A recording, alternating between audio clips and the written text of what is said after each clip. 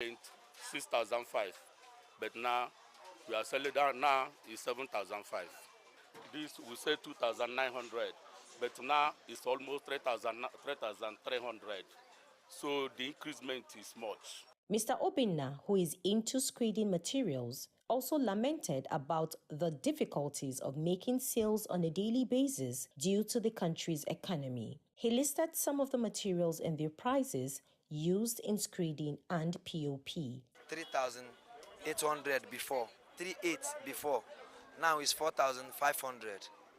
This is fillers for POP casting, 2,200 before, now it's 3,100. And this is POP cement, 8,500 before, now it's 9,500. This is screeding paint, 3,500, now it's 4,500. This is 4,500, now 5,500. LOC Nancy stated that business has been rough with a lot of changes.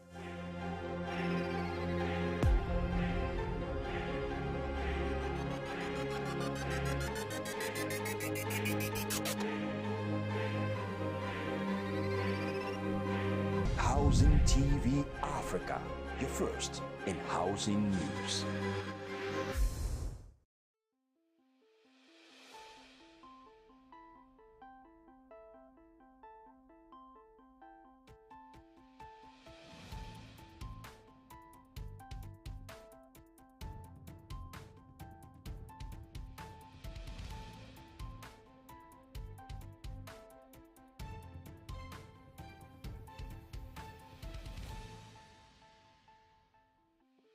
Hello and welcome to News Updates on Housing TV Africa. I am Yemina Bagudu. First, the headlines.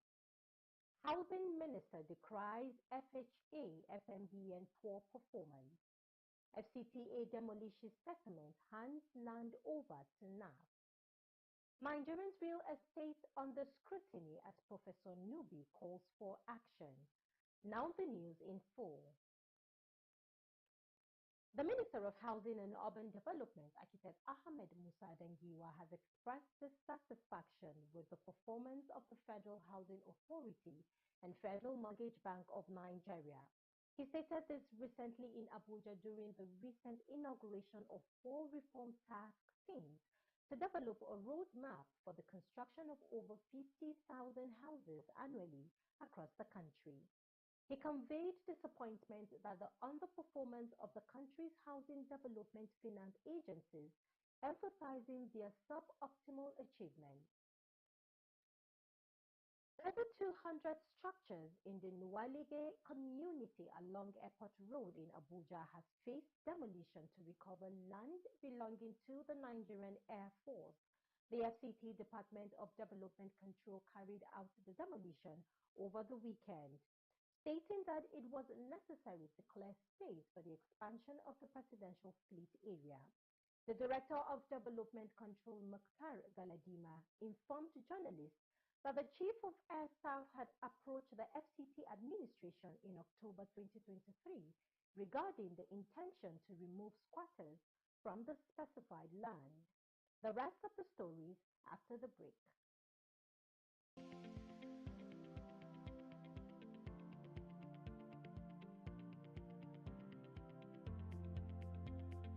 Thank you, AIHS, for the opportunity of this exhibition. It was a nice experience. I would like to make it again. Teşekkürler AIHS. Çok teşekkürler AIHS. Thank you AIHS. Thank you so much. 非常感谢 AIHS。大家好，我就想很好的感谢 AIHS。谢谢 AIHS。 Thank you everyone. Thank you AIHS. Thank you AIHS.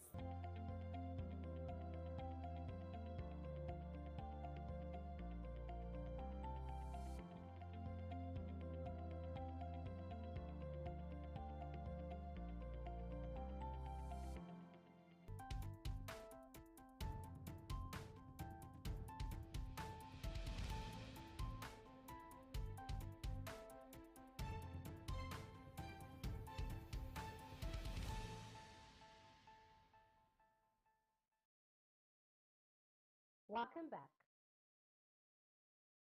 issues hindering real estate development and housing in Nigeria have taken center stage, shedding light on critical challenges faced by the nation. In a virtual address recently, Professor Timothy Olubenga Nubi, a distinguished scholar, emphasized key concerns: the alarming housing deficit and the pressing need for a comprehensive review of the Land Use Act. And that is the origin of land issue in Nigeria. We must understand this very well. The northern Nigeria, owned by the Royal Niger Company, sold to the British.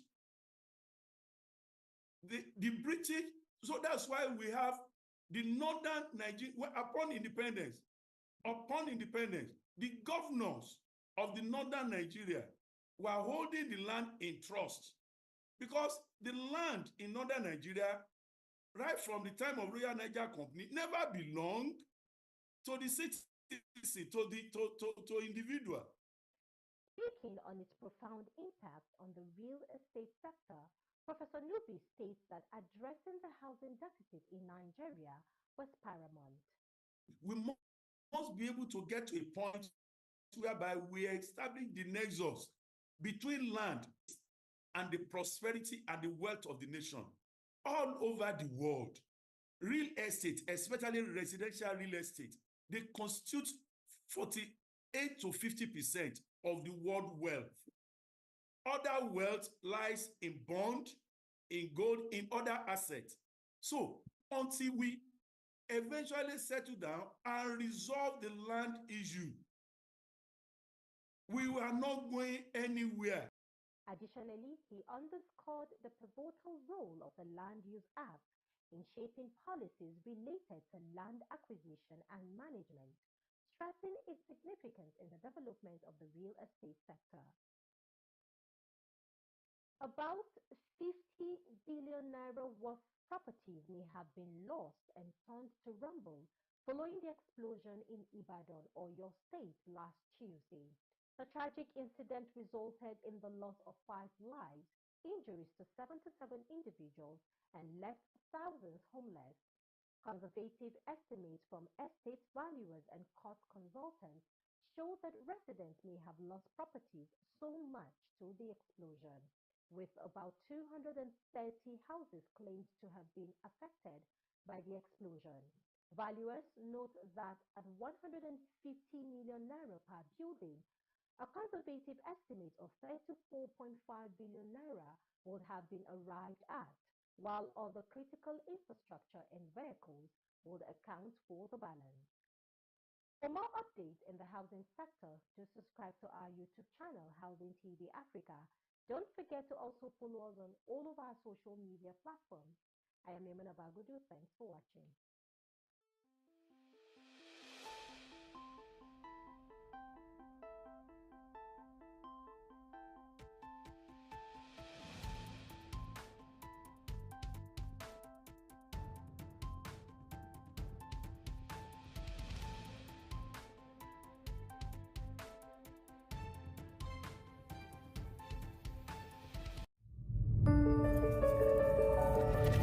Housing TV Africa, your first in housing development broadcasting. In prices. Actually, so many things have changed. For instance, this one, before now is 26,000, 25,000. But now is 33, 34,000 naira. It was 22,500, 22,000. But now it's 27,000, 28,000, depending. Like the whites, the prices are different too. 29,000, that's the price now.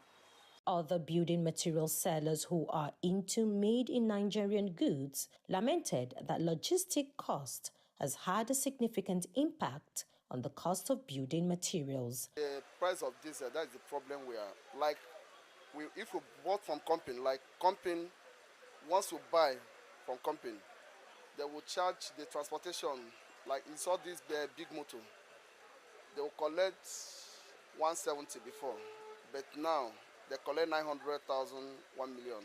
Like this size, before we are selling 900 naira. per square meter. But now it's 2,300. Yeah. This big one, 60 by 60. Before we are selling it 1,650. But now it's 3,100. Some is 3,200. We have the one of 4.5. Like the water is, all this water is here. Before we sell it 700, 850. But now it's 1,900, 1,950. The rate of transport has inflicted ×2. When you come to the products we buy, our Nigeria products we sell here that is supposed to be cheaper for us, we get them so much expensive. We have like ×2 increments on our products. A pressing shower. Earlier before we sell this for the rate of 3,500 naira, but currently now we sell for 9,000 naira. Earlier before we sell for 150, but now we sell it for 500 naira. You see this sink now. Earlier before we sell this for 15 to 18,000 naira, but now we sell it for 35,000 naira. So it has really changed. We sell it earlier for 1,300, 1.4, but now we sell for 3.5. Yeah, and the 6 inches that is up there as well. Same thing, before we sell for the rate of 4,000 naira, but now we sell for 6,000 naira for the 6 inches. As the growing level of hopelessness is glowing on the faces of the majority of business owners, they call on the government to look into possible solutions in solving the cost of transportation. Maimuna Bagudu, reporting for Housing Development.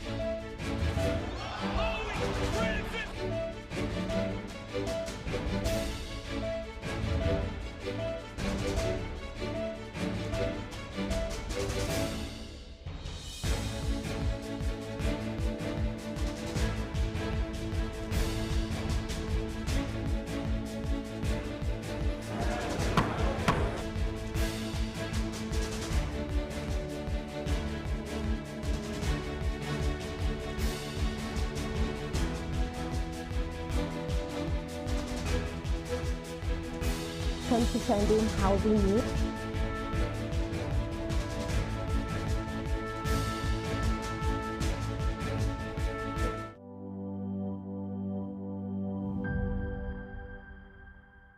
The Honorable Minister for Housing and Urban Development, Architect Ahmed Musa Dangiwa, has assured his firm support towards achieving credible housing data in Nigeria. As the Minister of Housing and Urban Development, me and my colleague, I think we are committed to driving this focus on data in line with the renewed hope agenda of Mr. President, His Excellency President Bola Ahmed Tinubu, JSFR. We must work to establish accurate, credible, verifiable, and scientific sound data on the housing deficit and the living conditions of the homes that Nigerians live nationwide. This is important, and indeed it is only through a thorough and comprehensive understanding of the housing deficit that we can devise effective strategies to addressing the housing shortage. The collaboration was reiterated when the minister received a delegation of the National Population Commission, NPC, led by the chairman, Honorable Nasir Isa Kwara, in Abuja. According to Dangiwa, Nigeria has struggled with conflicting and unverified figures regarding its housing deficit, with estimates ranging from 17 million to 28 million. Well, our objective of this meeting is to address one of Nigeria's most pressing data challenges, accurately determining the extent of housing deficit in Nigeria. This has been a source of embarrassment to us. For years, our nation is grappling with the conflict and unsubstantiated figures regarding this crisis. The range estimates varying from 17 million to 28 million has not yet only been a source of embarrassment, as I said earlier, but also a hindrance to effective policy making and strategic planning. Dangiwa emphasized the need for accurate, credible, verifiable, and scientifically sound data on the housing deficit and the living conditions of homes across Nigeria. I was thinking I left 17 million last year when I left FNB, and now when I came back, I made it getting to 28 million. I don't know how it gets to that figure. So I just believe that it is time to change this narrative and take a coordinated action to bring clarity and credibility to our understanding of the housing deficit and the state of housing in Nigeria. This is because policies and projects that are shaped by data are not only more effective but also more accurate, accountable to the people they serve. If you don't have data, we can't even plan for the nation. Such data, he said, is essential to develop effective strategies to tackle the housing shortage and ensure that every Nigerian has access to safe and affordable housing. He also added that the collaboration with the National Population Commission, particularly in the context of the upcoming national census, represents a pivotal step in achieving a successful housing data. So it just came to my mind that collaborating with the National Population Commission, particularly in the context of national census, is a critical step in this journey. The census is a timely exercise, one that provides invaluable opportunity to gather precise and comprehensive data on our population housing needs. While speaking, the chairman, Honorable Nasir Isa Kwara, also assured that the Commission is working tirelessly with the National Assembly to ensure that the upcoming census is conducted following the United Nations recommendation. I want to assure you that the next census will be conducted by the grace of God without hitches in the area of technology and all other aspects. He added that the Commission is ready to work with relevant agencies in achieving a successful population and housing census.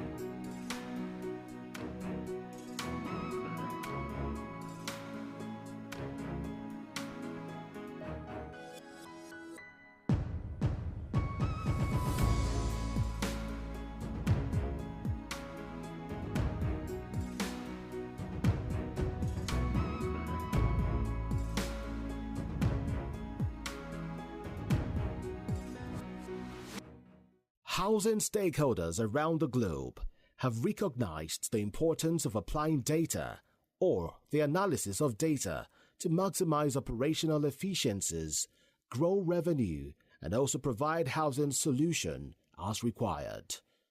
At the same time, with so much data, the absence of no accurate data on housing deficits remains a struggle.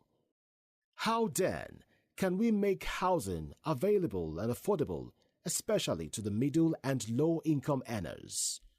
Speaking at a session during the 17th Africa International Housing Show, Statistician General of the Federation and CEO, Nigeria Bureau of Statistics, Prince Adeyemi Adeniro, represented by Austin Adekora, emphasized the role of data in the Nigerian housing market and its challenges, while proffering solutions on how to address the Nigerian data challenges. Nigeria has faced significant challenges in generating accurate and up-to-date housing statistics for decision-making.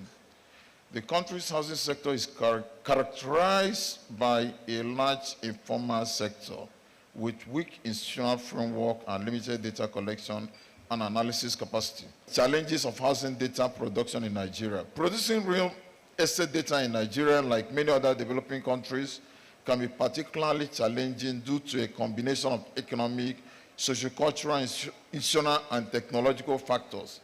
Some of these challenges include limited data capturing and reporting framework. 2, incomplete financial reporting. This has to do with property owners may not report or disclose complete or valid information regarding their properties. 3, weak institutional capacity.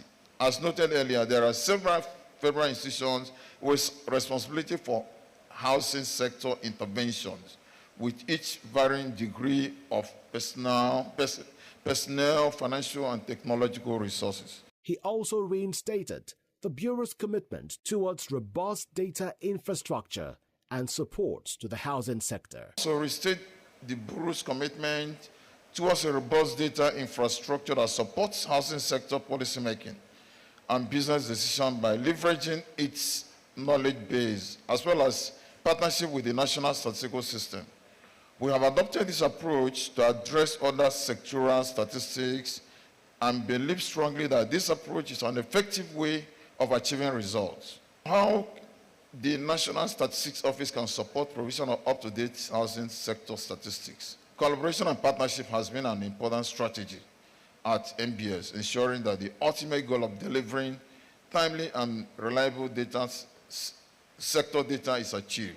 In some cases, a consultative committee involving the make sector ministry, department, and agencies, as well as related institutions may be established.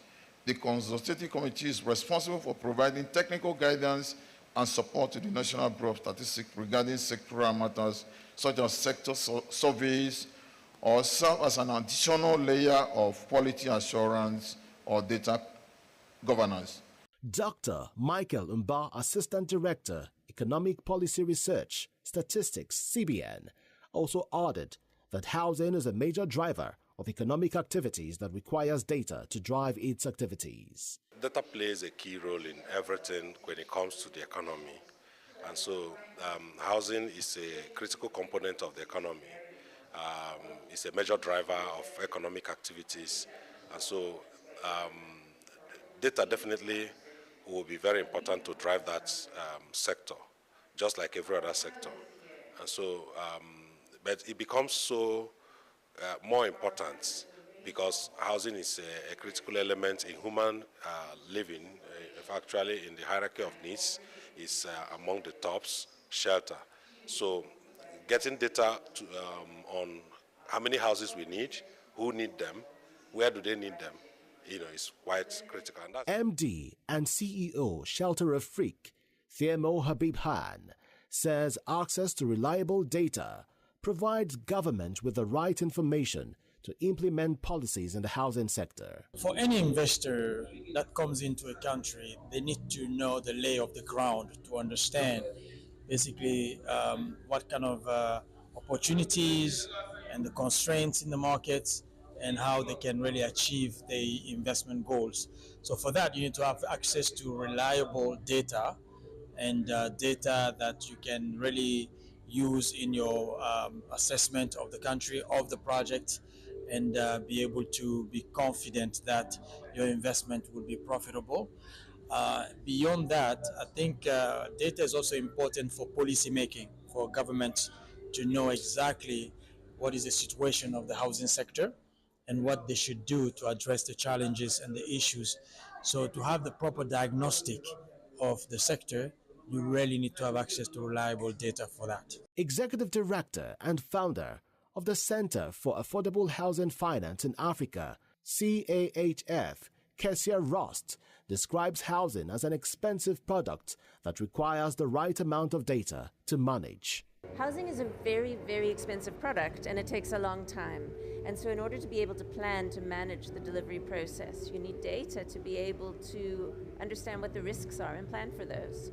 You need to understand, over the course of a development, the cement price might be rising, it might fall a little bit, and you need that information to be able to plan how to finance and manage the development as it evolves. And then if you're planning for a development in the future, you also need that information to see how it happened in the past. There are investors that we want to draw on that come from all over the world, and they know very little about our contexts. They're interested in housing because it's a social development goal, and they want to commit to that. But they don't have the information that will tell them that it's a reasonable risk to take.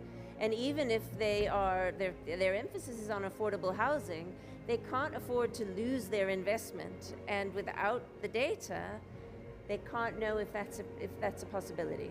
Against this backdrop, there is a need for increased collaboration by key data producers and custodians so as to improve data availability and support the development of Nigeria's housing market.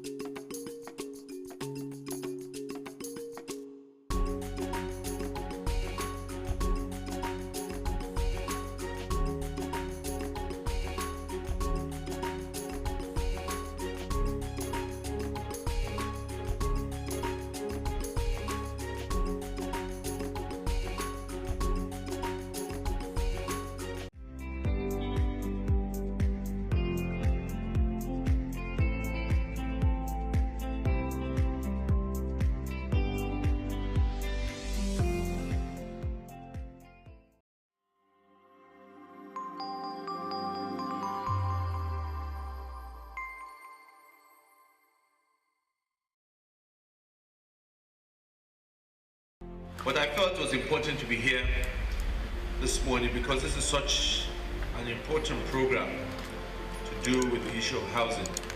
I want to commend the organizers. I want to commend also the participants who have been keeping this going now for, I think this is 10th year.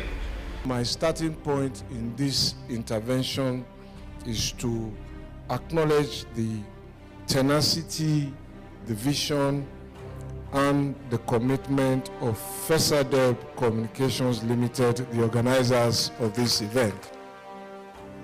This being put together by this organization, the entire affair, I hear as a matter of fact, is the largest in sub-Saharan Africa. And I want to sincerely congratulate you very much on that signal achievement. FESADEB Communications Limited has taken a pioneer step, which is the most important regarding the challenges that we debate here today.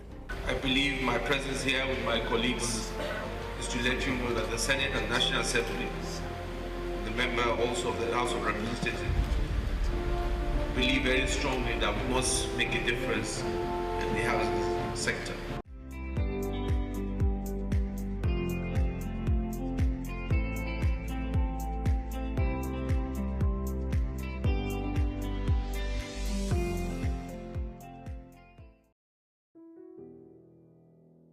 We don't have road, and you see at times if it is raining, you will see a lot of people will go by the roadside. There will be throw dirt on the main road. We also doesn't have toilet. You see a toilet, you will still up to 30 tenants. They are using one. You can't leave your door open, go and buy something. Before you will know, Babambola will enter. By the time you will take them to police station, 1 hour is too much. The police people will release them. In fact, we don't know what is happening. This is the situation with many citizens in not just Nigeria. Are we ready for this conversation? What is the plight of an average Nigerian citizen in regards to housing? Housing is a fundamental human right, and these issues must be addressed.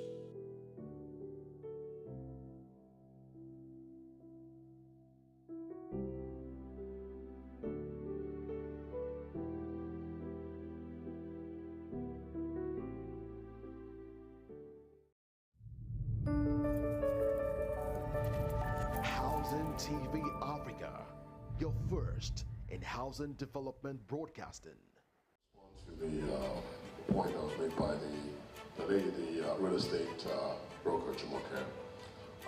Yes, you're right. It can be expensive from time to time. But I'll give you an example. With Mortgage Warehouse, for instance, right, we were able to de-risk the sector or the financing. So much so that we've been able to secure financing from an offshore party in Naira, right? They even actually taken a subordinated position within the funding structure to support the local domestic investors, right? There's no bank guarantee, there is no whatever exactly. So in 9 out of 10 times, it's basically what we're able to put together that actually your investor will look at it and say, yes, I want to be part of it. So when I look at my dear brother from African Development Bank, some of the things that we'll be doing is also because at the end of the day, it's really up to you. Like everything you're hearing and all the vibes you're getting here, the solution rests with us. We have to come up with the ideas, the solutions, and then look for people that can partner with us to realize, right, those solutions. Okay, thank you. Let me add just a little. We've been talking of collaboration, talking in silo, working in silo, or as they call it, one snake walks alone and it's getting. 10 snakes walk together and everybody runs away. The thing is, we Nigerians have to adopt the strategy of working together on economies of scale. Like Sonny said, if one mortgage bank or one asset development company or borrower had approached ALCB for financing, very unlikely they won't get it. But because we have merged together under MWFL, after having de-risked some of the elements of financing, you can approach a mortgage bank for financing through MWFL and it will work out. The same way MRC has been able to provide the platform for us to share this and go to the capital market. If each mortgage bank approaches the capital market, it's likely not able to succeed. So you can get your refinancing from NMRC that is getting it from the capital market. So we need to start thinking together and less of ego that is killing us. Thank you. Well, thank you very much for your comments and fear. I think it's Bishop Oedipo that said that necessity happens to be the mother of invention, but unfortunately it has become the mother of frustration in Africa. Well, we can still change that. I am a practicing academician. I don't only teach in the class, I'm involved. Those slides that I showed, I happen to be actively involved in those projects. And by the special grace of God, most of the people seated here, we've been working together in the last 30 years. And we've played active role in real estate organization of Redden. Ebute Meta, Owoloshoki, Ojota, Ketu, Agege, Nyanya, they are not government land, they are private land. Most of these slums are private land with of food.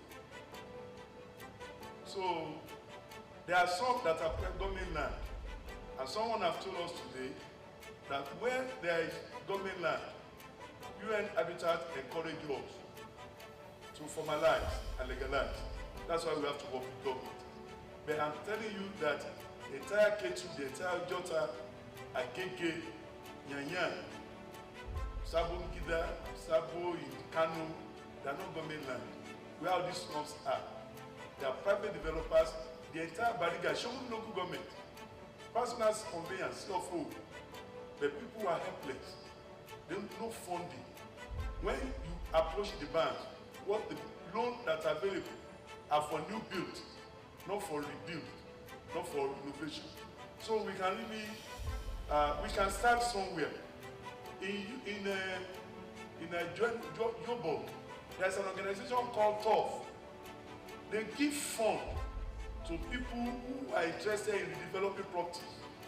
They are like government funding agency, and they do that. So we've started. Femi Odewale told us in the morning that we don't need to wait for all the laws to be in place. Let's start. Let's start. If you read, go and read about the BRT. It's courageous. Take a courageous step. And we are not starting with 15 floors. We are not starting with 15 floors. And we should not be continuing in this country to design against failure and hopelessness. That there will never be electricity, so don't build high, because the lift might not work. If you build high and the lift fails to work for 1 week, people protest to make it work. Necessity must make us think and not frustrate us. But let's start, not even from bungalow. Let's start with 4 floors. Let's start with 5 floors before our children can migrate to 10 floors. But let this generation eradicate all these slum on 1 floors and go to 4, 5 floors. And we can, if where you have bungalow today, if you can go 4 floors, you save 3/4 of the entire land. And that's the best, that's the approach we are recommending to Lagos State government on redevelopment of Ilasa. Ilasa is on first phase, Lekki, and this is on 60 hectares of land. And we said, no, just resettle them on 1/4. The remaining 75% has market value that is so high as to fund the resettlement. Is common sense. It's not rocket science, but we just need to come together. And Oluwole, the notorious Oluwole, Architect Lewis, led the team that cleaned Oluwole and replaced it with good real estate. So real estate developers should begin to see the opportunities in the slum and be part of changing the story. Thank you very much. Thank you very much. There's some issues I need to make some comments on. The first one has to do with poverty alleviation or reduction, because Mr. Motosh also mentioned it that we will not be here talking about poverty reduction. We should be talking about wealth creation. And then Mr. Amos also said that we should forget about poverty alleviation, poverty reduction. I'll be talking about poverty eradication. They are saying the same thing in two different words. But I want to let you know about the AFDB philosophy is that AFDB is interested in poverty eradication, but it will be an over-ambitious agenda to think that we can move from where we are now to eradicate poverty. Maybe we don't know the definition of poverty. Millions of Africans cannot afford basic necessities of life. They live less than $1 a day. They don't have jobs.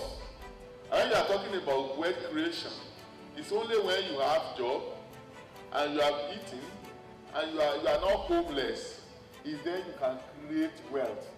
It is surplus that you use to create wealth, not from absolute want. So let's get that one correct. Maybe in 5 years down the road, if the bank succeed in poverty reduction agenda, then they can when they are doing the next 5 years program, they say, okay, we are not interested in poverty reduction anymore. We have achieved poverty reduction. Now we want to eradicate poverty absolutely. So that is what I have on that. Then for Sonny, we're talking about.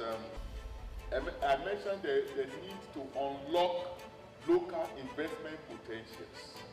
It's like that Yoruba, we say that what is in your chokoto. When something that is residing with you, you go all the way to Chokoto to go and look for it. Sometimes there is too much emphasis on foreign investment. There are a lot of resources hiding in the country that is unlocked. So I'm talking about, for instance, out of $4.6 billion investment that AFDB has in this country, only about 3.5 billion naira is in naira, local currency. The remaining part of the resources is in dollars. So if I'm advocating for no dollar loan in Nigeria, it means that I want to sack myself from job. I want to lose my job because what we have is dollar. We don't have naira to lend. But I was just saying that there are a lot of resources hanging around in the country, which if they unlock, they can be channeled into productivity, particularly in the area of housing. Then another issue I want to bring up is that in developed countries or in other countries where housing development has worked, in the heartbeat of social policy is living under a decent shelter. It doesn't matter whether you own it or you don't own it. That's what we have to get straight. Every Nigerian cannot own a home except we are deceiving ourselves. Someone that is making 80,000 naira a month cannot possibly own a home unless he's doing some funny stuff in getting money some other way. So what the policy should be centered around is affordable homes. Affordable homes is affordability in terms of ownership or affordability in terms of rental. So there must be a deliberate policy to also encourage people who have surplus money to build rental homes so that they can do that. Apart from that, we have a lot of legacy homes around us which is still within the definition of slum we are talking about. Some people are living in the house of their great-grandfather. Those houses are already very old, they need to be renovated. We should have a policy to allow people to have access to funding to renovate those homes. They will not only make them more decent, they can expand them to accommodate more people. So we should put that one at the back of our mind. What else? I think that's it. Thank you very much. Thank you. So we're going to do the last round of just 1 minute by everybody. So my own is this. Statistics of mortgages in Nigeria, 100,000 between 1960 and 1960 and 1980. Between 1980 and 2017, we did about 180,000. So it's not 60,000 that people mentioned. So our plan is that we're able to do more mortgage financing years ahead. Secondly, I would rather want Nigerian government to copy what Canadian government did, and the matter is sitting down here. Canadian government does not favor anybody as to which option you must adopt. If you want home ownership, you have the support. If you want rent to own, you have the support. If you want rental, you have the support. And that's why in Canada it's about 65% home ownership and so on. So in that wise, nobody is saying that you must bucket it to anything that is not within your desire.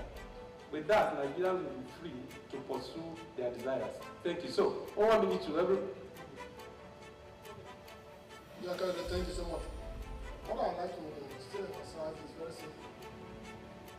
We've been talking of collaboration, and we must have to sit down together and design a seamless roadmap that will help all of us.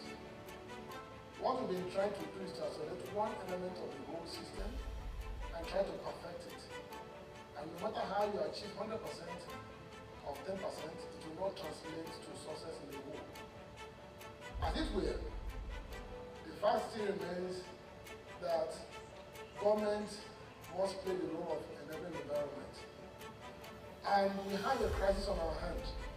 The crisis is, how do we house our people? Which element you look at it, there's a policy mismatch. The government operates in 4-year cycles, while the private sector operates in a longer cycle. We have a problem with that. But I do think that when my brother mentioned about the 2012 National Housing Policy, which kind of were involved also in preparing that, and it was jettisoned, and we're now pursuing a different approach. Nothing is done on it as I speak to you. So, to all intents and purposes, it happened before, not the first time. In 2006, under Minico, we approved in Kano the National Building Code. It took so many years before it could be implemented. It is frustrating because meanwhile, some people believed you that you meant well as private sector operators and invested their resources based on the policy. Halfway jettisoning that policy and they become marooned. So we need to look at it more dispassionately. Regardless of who is sitting in any office. Otherwise, we'll come here next time, we begin to discuss and come up the whole issue. Can we take this further, even outside this 12 Abuja Housing Show? Can we sit down, Sonny, Kayode? We have all been talking to each other personally. Professor Nubi has been on this for decades. Each of us have been on it. The president of Humba, so many people who are sitting out there. Can we call ourselves down together? We come from various areas. Sit down, maybe for a period, bring people from various stakeholder institutions, and sit down and design a roadmap for this country. If we perfect the mortgage sector, the informal and all you are doing, and you have not touched the issue of supply, there's a problem. If you perfect all you've done on supply and you perfect all you have done on mortgage, on demand side, and you have not dealt with the issue of land administration, you have a problem on your hands. In Abuja today, we have a huge trillions of wasting assets because of issue of titling. And government is sitting and looking at it. There are banks that are giving title to people to start businesses, to do something else with their, but they're sitting on properties worth hundreds of millions, but no title, no bank can touch it. And we are sitting here and trying to sound nice to ourselves and to government so that we don't offend anybody. But these people know what the problem is. I don't want to be nice to anybody. I want to be nice to myself and to the rest of the system. Can we tell government the idea that in Abuja we have trillions of naira wasting assets lying there, not being used for anything, is not acceptable.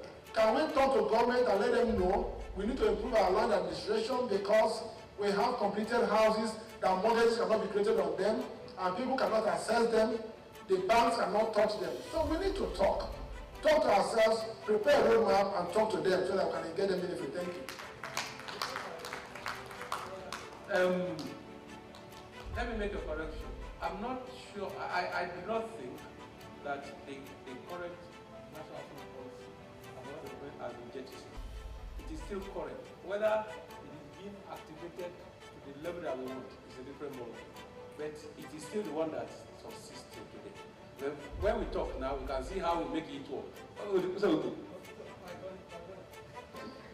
Thank you. I think I would wish to say that government should muzzle up enough goodwill to resuscitate the mortgage policy so as to at least create EDL enough to assist the developers and equally to make mortgage financing easier for those end users.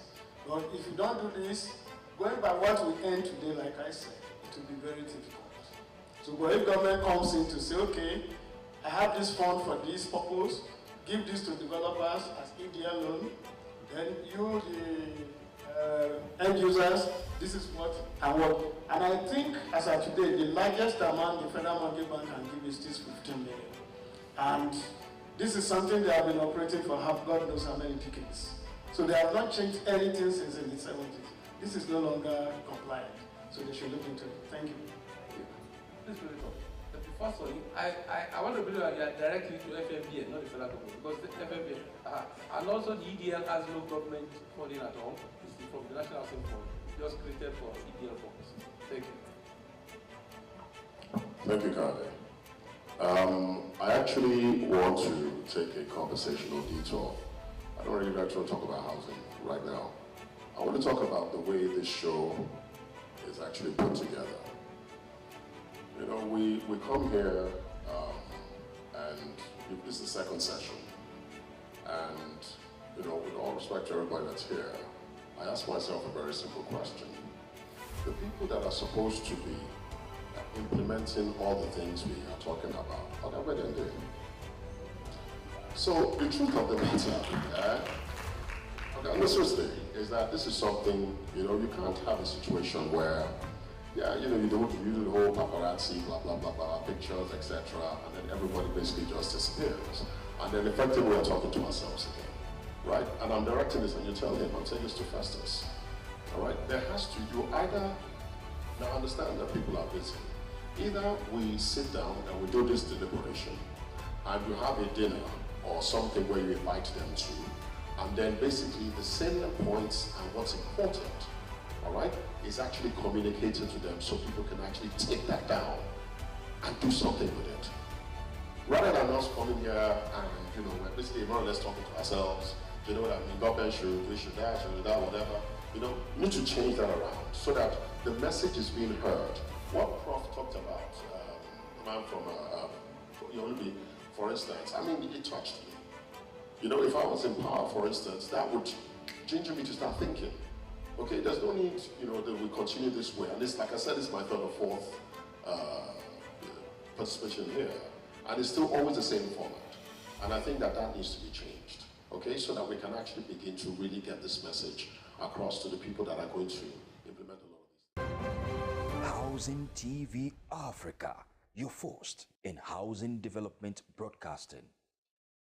Land is essential for every human activity on earth, as it is the source of all material wealth. One of the few questions people ask when they want to buy land is the title on the land.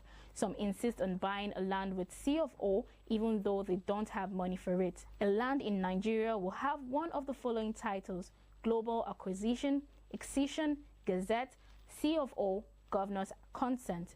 In Nigeria, the cumbersome property registration processes are major barriers to housing development and home ownership, leading to country's huge housing deficit. Land registration in Nigeria now requires about 77 days to complete registration, going through 13 procedures with an average of 10% property value as charges. In other countries with a democratic system of government, it takes 22 days, 4% and 5 procedures. Also, 58 days, 8% and 6 procedures in other sub-Saharan African countries. According to the recent report, a huge percent of land in Nigeria do not have registered titles. Speaking with Housing Development on the issue, estate surveyor and valuer Roland Abonta says land titling is an area that is of major challenge to housing. He suggests it should be a top agenda for this present administration to make for easy access to land. The other area that is of major challenge to housing is the issue of land titling. Even when you make these mortgages accessible and available, most people who own lands in cities and villages cannot access the mortgage because they don't have title to their lands. And so that's why I'm also recommending that this should be a top agenda to ensure that the Presidential Committee on Land Reforms that have started a project they call systematic titling. It will be a good thing that all pieces and parcels of land in Nigeria have title. The fact that every piece of land in Nigeria has an owner, such owner should also have a title to that small portion of land. As a way to achieve affordable housing, another expert in housing, estate surveyor and valuer Geoffrey Tabansi, says the federal, state and local government have to make land available to developers. Federal government or even the state government and local government have to come in by making land, service land available for development of affordable houses. It is believed that the revision of the cumbersome property registration process, acquiring land title documents, and transfer will bring the needed improvement and growth to both the housing and mortgage industry in the country.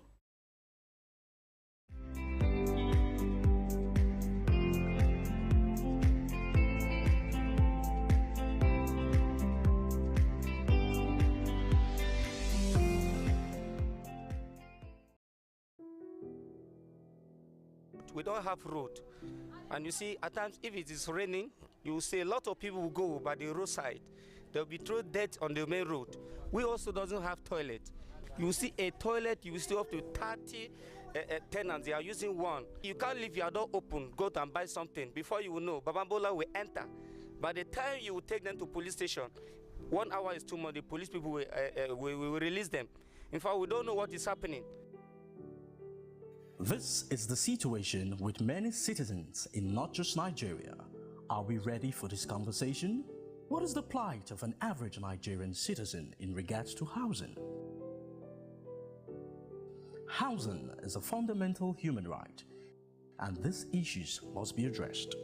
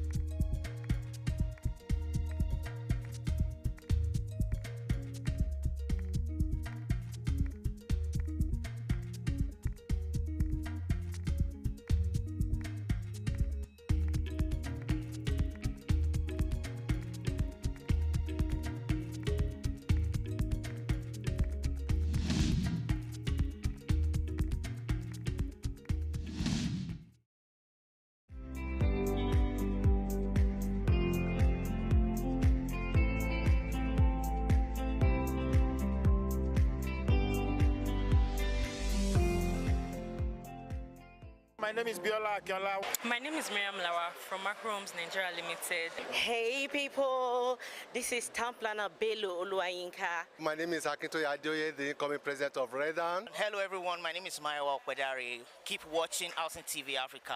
Keep watching Housing TV Africa. Keep watching Housing TV Africa. Shout out to Housing TV Africa, channel 149. Keep enjoying Housing TV Africa on channel 149, Star Times. Keep watching Housing TV. If you want to know much about what is happening in the built environment, housing related, land related issues, this is the place to go. They are the best.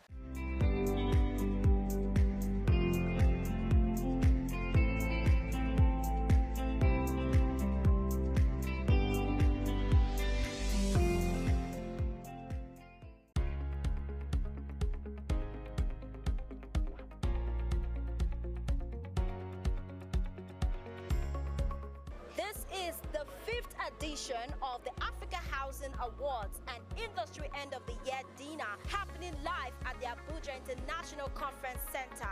I am Cassandra. My name is Shola Gray. I am Mimuna Bagudu, and I'll be bringing you all of the glitz and glamour from tonight's event.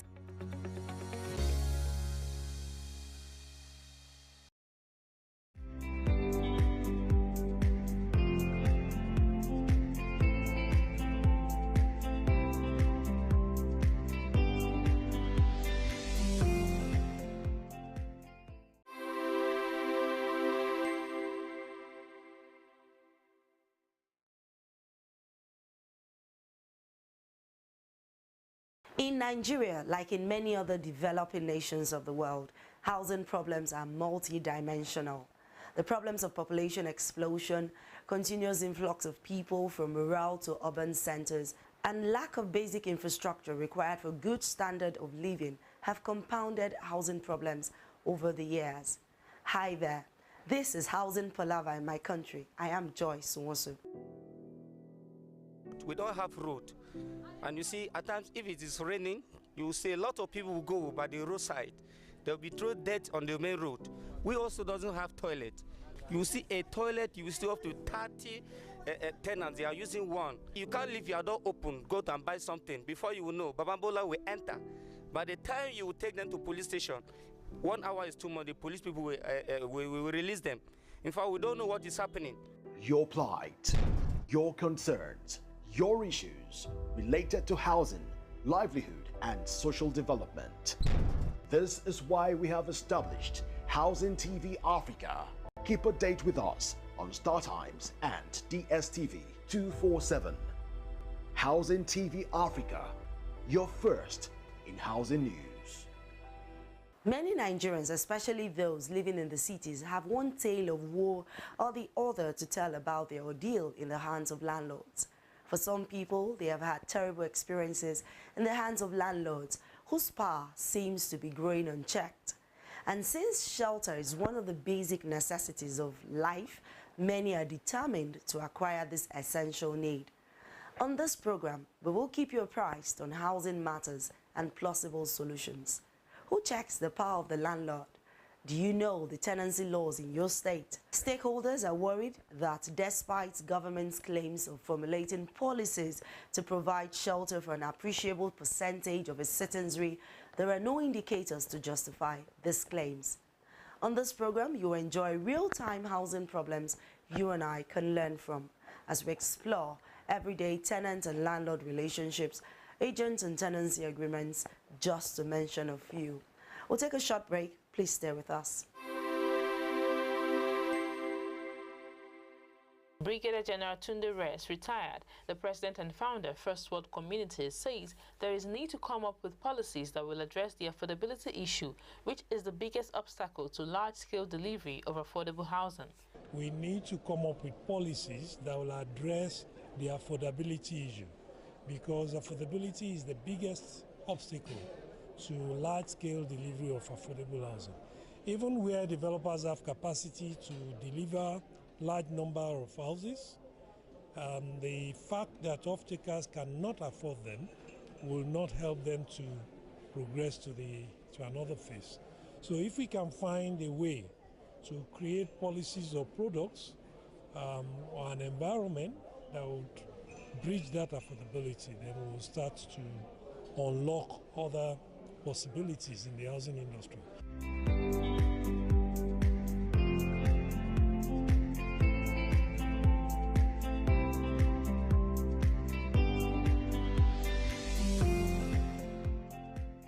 Glad to know you're still there.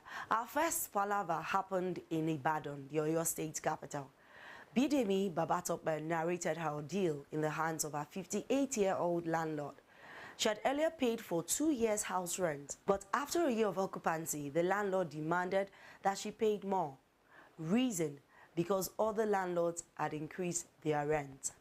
Babatope declined such demand and referred the landlord to his tenancy agreement, which they both signed.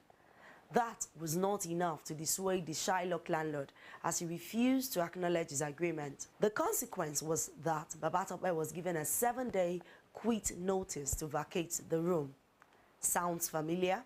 A regular ugly picture in the housing sector. Come with me, let's get an expert's view on this. Landlord-tenancy relationship is usually governed by laws enacted for that purpose. And of course, the landlord-tenant relationship, the laws enacted for that purpose are mostly favorable to the tenants. But in respect of increment of rent, of course, I'm aware that Lagos State, out of all the states of the Federation, are a bit proactive. They have enacted laws wherein it has been encapsulated that landlords cannot increase rent arbitrarily. Now, from the scenario you just gave, if the tenancy agreement specifically stipulates that the landlord cannot increase rent without the consent of the tenant at an agreed period of time between the parties, then it will become arbitrarily for the landlord to increase rent. And on that basis, predicated on this scenario you just gave, if the agreement says for the next 2 years, the landlord cannot increase rent, then if the landlord does that within that specified period, then I would agree with the tenant, that is in the scenario, of course, he has the right to refuse to what? To pay the rent. And it's a matter that can even be taken to court for the court to decide on it. But in a situation whereby the agreement, the tenancy agreement, does not restrain or stipulate that the landlord cannot increase rent at an agreed period of time. Let's say, for instance, because other landlords are increasing their rent, the landlord too wants to increase, the rent. Remember something, the landlord is the owner of the property, and they are usually tactical in handling this kind of situation. When they serve you notice of increment, they give you time within which to respond whether you are accepting or you are what? You are not, accepting. When that time lapses, then they assume that yes, you have what? You have rejected the notice of increment. So the next thing is to what? Is to serve notice to quit on you or on the tenant. So this, issue, legal issue, can be what? Can be looked at, at two instances. One, if the tenancy agreement says the landlord cannot increase for a period of time, if the landlord decides to increase the rent at that agreed period, then the tenant has the right to refuse to pay, because the agreement signed by the two of them or executed by the two of them is binding on the parties, and that cannot be varied except there is a written agreement between the landlord and the tenant again. If the second leg is if the tenancy agreement does not stipulate, and let's say, for instance, the tenant pays the rent for the tenancy period, let's say 2020 and 2023, and all of a sudden the landlord increases the rent, maybe because of the surrounding circumstances and all that, then I'm afraid the tenant, is left with no other option. Is not protected by the law. Whether he likes it or she likes it, he just has to what? He has to succumb. So unfortunately, I think maybe that is what happened in the scenario you just painted. That is my humble view. Housing TV Africa, your first in housing development broadcasting.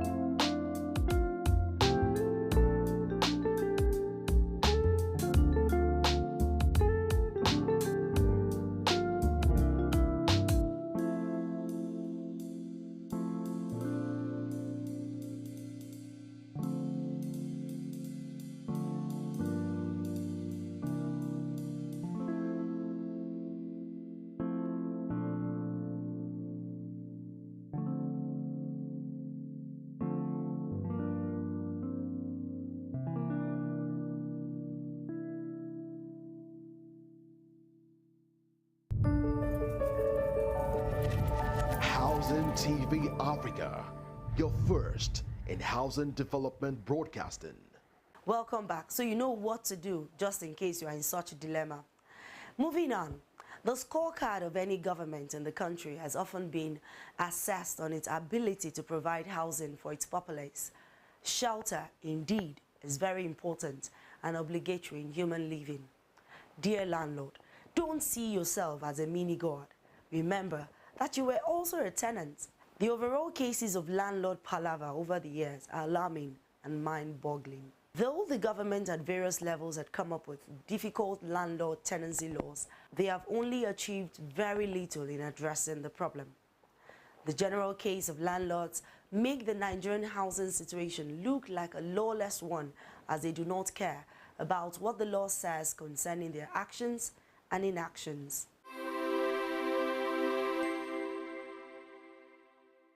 This issue of house rent on a serious note is something else. In fact, I can say I'm a victim of the increment of this house rent.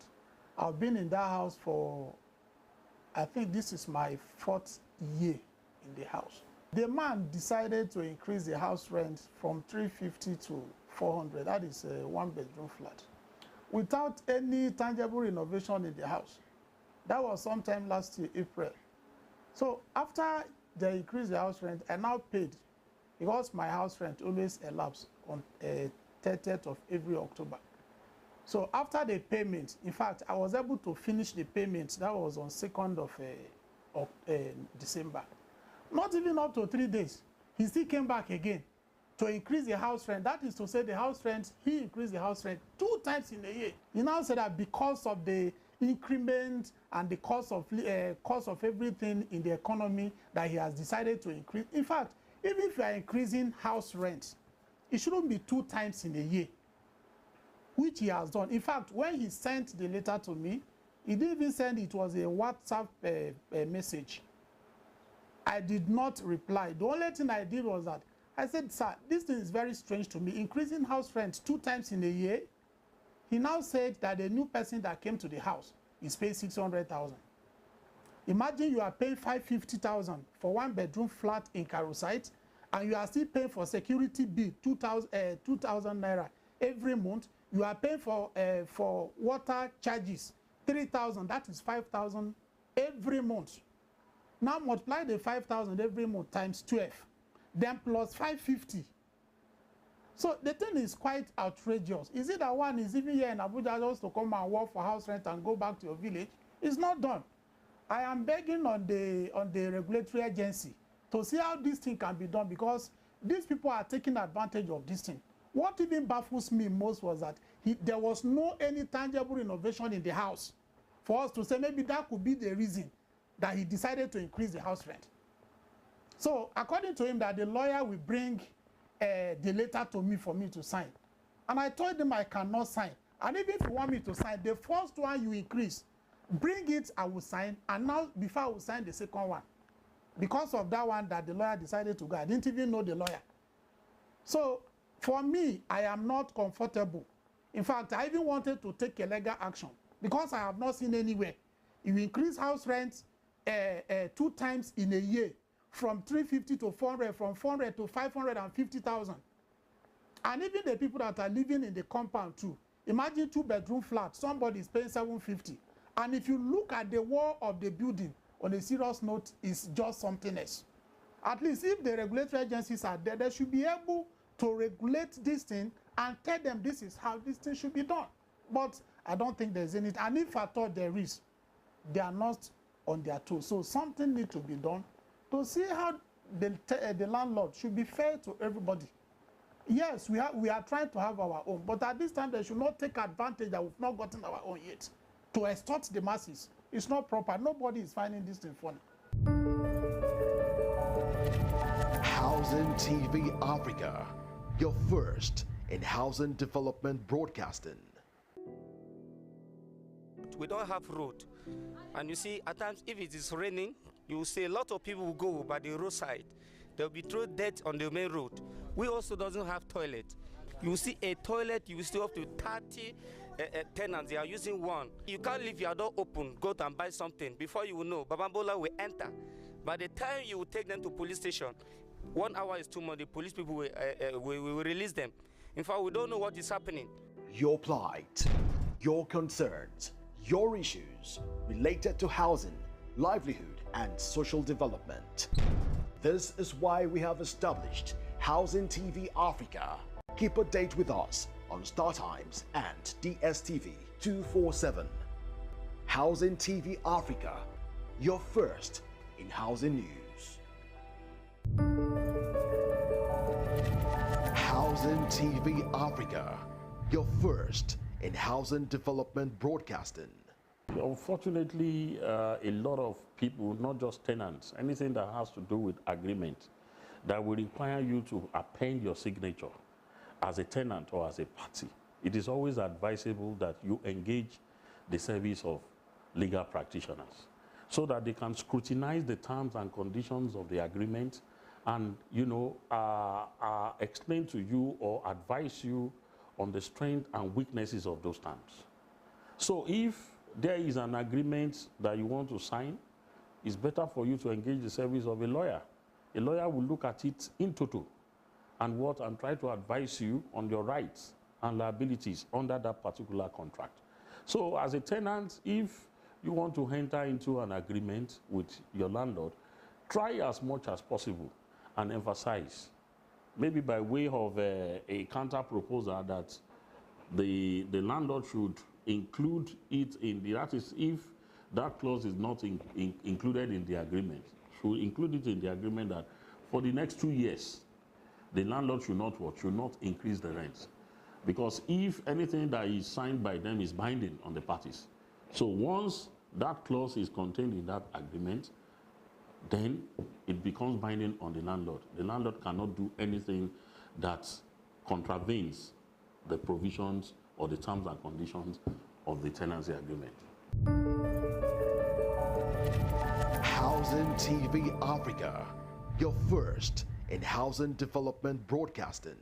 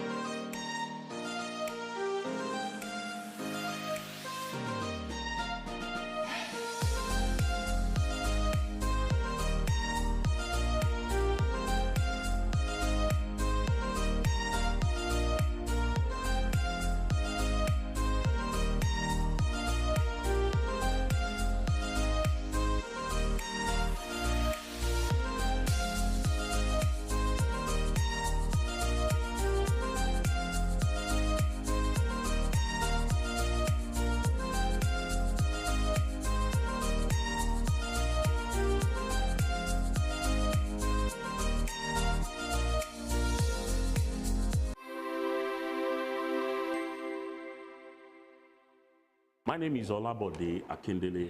Keep watching Housing Palaver in my country on Housing TV Africa on channel 149 on StarTimes. Thank you. Housing TV Africa, your first in housing development broadcasting.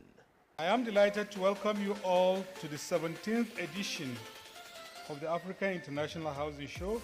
As a leading problem-solving platform, deliberately chose this year's theme, Beyond Rhetorics to Home, Making Housing Happen.